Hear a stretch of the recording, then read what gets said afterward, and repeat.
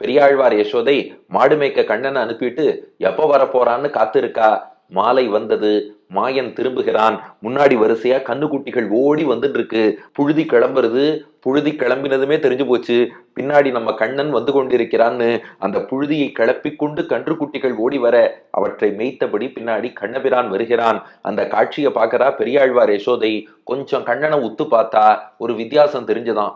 என்ன வித்தியாசம்னா, ஏற்கனவே 2ஆம் பத்துல பொய்ப்பாடுடையன்னு தொடங்கக்கூடிய அந்த திருமொழியில கண்ணனுக்கு காது குத்தினான்னு நாம பார்த்தோம் இல்லையா. கேசவா நாராயணா 12 திருநாமங்களையும் வச்சு கூப்பிட்டு காது குத்தரேன்னு.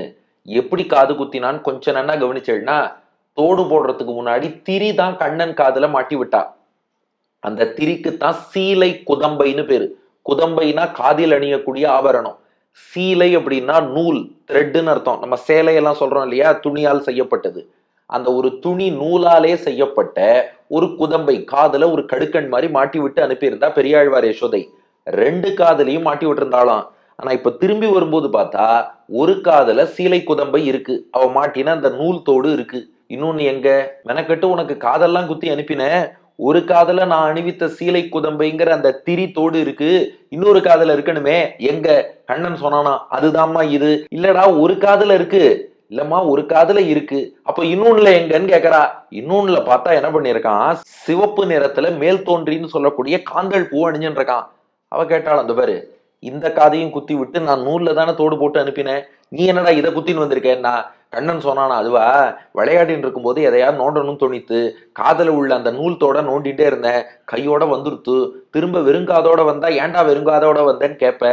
அதனால ஒரு காதில் சீலை குதம்பை, இன்னொரு காதில் செந்நிற மேல் தோன்றி பூ, இது நானே அணிஞ்சிட்டேன். இது எப்படி இருக்கு, நீ அணிவித்த அந்த நூல் திரி தோட விட நான் அணிஞ்சிட்டு இருக்க செங்காந்தள் பூ தான் ரொம்ப அழகா இருக்கு பாரு, இந்த காதல கூட இன்னொரு பூ வச்சா நல்லா இருக்கும்னு கண்ணன் பதில் சொல்லிட்டானா. இதன் நினைவாகத்தான் பாருங்க, இன்னைக்கும் மன்னார்குடி ராஜகோபாலனை நானா சேவிச்சேன்னா ஒரு காதுல தோடு அணிஞ்சுட்டு இருப்பார், இன்னொரு காதுல பார்த்தா குண்டலம் அணிஞ்சுட்டு இருப்பார். 2 காதுகளிலும் அந்த ஆபரணங்கள்ங்கிறது வெவ்வேறு விதமா இருக்கும். அதுக்கு ஸ்தல புராணத்தில் ஒரு காரணம் சொல்கிறார்கள்.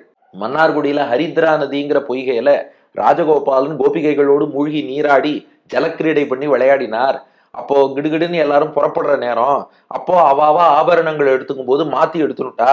தன்னுடைய ஒரு தோட அணிஞ்சுட்டான், இன்னொரு பக்கம் தோட காணும் ஒரு பெண் அணிஞ்சின்றத குண்டலத்தை எடுத்து இந்த காதுல மாட்டி விட்டான், அதனால வேறு விதமா இருக்குன்னு. ஆனா பெரியாழ்வார் பாசுரத்திலயும் அதுக்கு பிரமாணம் இருக்கு பாருங்க. சீலை குதம்பை ஒரு காது, ஒரு காது செந்நிற மேல் தோன்றி பூ, இங்க நூல் திரி தோடு, இந்த பக்கம் செங்காந்தள் புஷ்பம் அணிஞ்சுட்டு வந்திருக்கான்.